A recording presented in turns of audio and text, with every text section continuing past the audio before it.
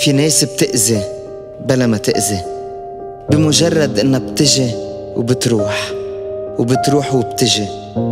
بتقرب كتير لدرجة منحس إنه في شي بلش يخلق بيناتنا، فجأة بتختفي ولا كأن صار شي، ولا كأن حسينا شي.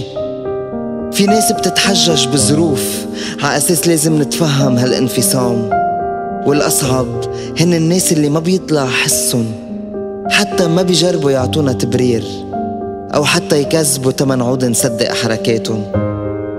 هيدا النوع من الناس بيكون بيعشق الاهتمام، لما يحس شوي بالنقص بيركض على أول حضن، بياخد اللي بده إياه وبيفل. بيبقى عارف إنه عم يلعب بمشاعر الشخص التاني وعم يأذيه، بس دا يخفف عن ضميره بيعتبر إنه هو ما وعد بشي ولا جبر حدا عشي.